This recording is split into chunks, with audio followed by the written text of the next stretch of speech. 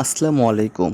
দেশ এবং দেশের বাইরে যে যেখান থেকে এই মুহূর্তে আমাকে দেখতেছেন সবাইকে জানাই ধন্যবাদ।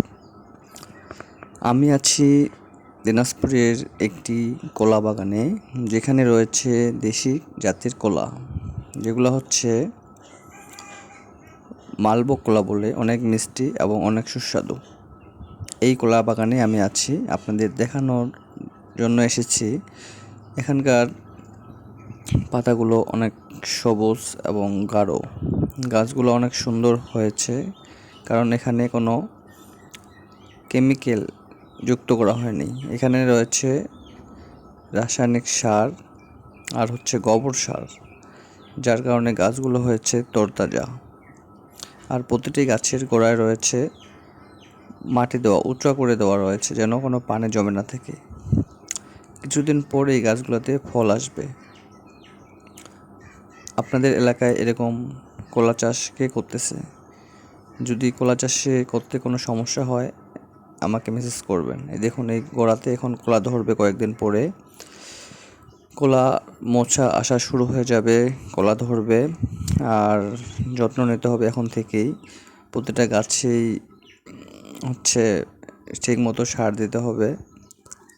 আর গাছের গোড়ায় একটি করে বাঁশ লাগাতে হবে, যেন গাছটা হেলে না যায়। কয়েকদিন পরেই ফল আসা শুরু হবে, তাই এখানে আমি আসলাম আপনাদের দেখানোর জন্য যে কলাগুলো প্রতিটা গাছ সারিভাবে লাগানো, লাইন বাই লাইন।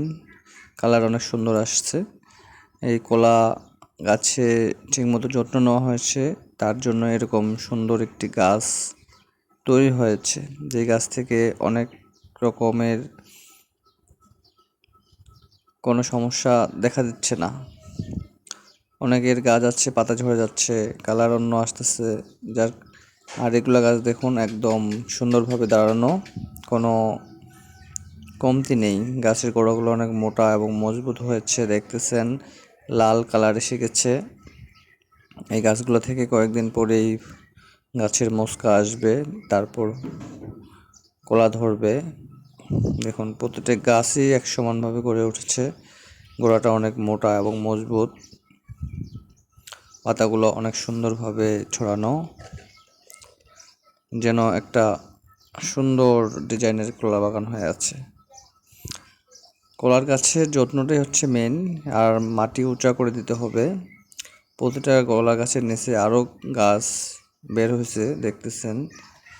এগুলা গাছ কলা আসার পরে কেটে ফেলা হবে, তারপরে নিচের গাছগুলো আবার বড় হবে, এগুলা কলা ধরবে। দেখতে পাচ্ছেন কি সুন্দরভাবে আবার একটা করে চারা তৈরি হয়ে গেছে। এই চারাগুলা কলা পাওয়ার পরে এরপরে এগুলো বড় করে এগুলো থেকেও কলা নেওয়া হবে। তো এরকম কৃষি বিষয়ক ভিডিও দেখতে এই চ্যানেলটি সাবস্ক্রাইব করে রাখবেন আর শেয়ার করবেন। কোনো বিস্তারিত কোনো জানতে কমেন্টে জানাবেন।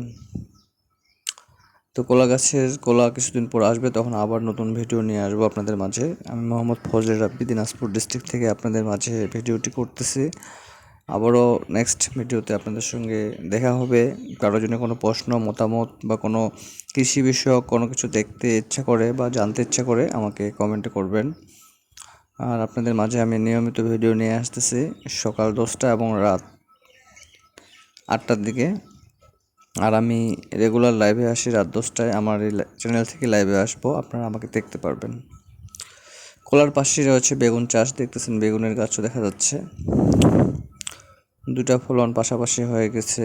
আসলে গ্রামে এগুলো চাষ কৃষকেরা অনেক সুন্দরভাবে করে এবং অনেক ফলন পায়, বিক্রি করে অনেক টাকা লাভবান হয়।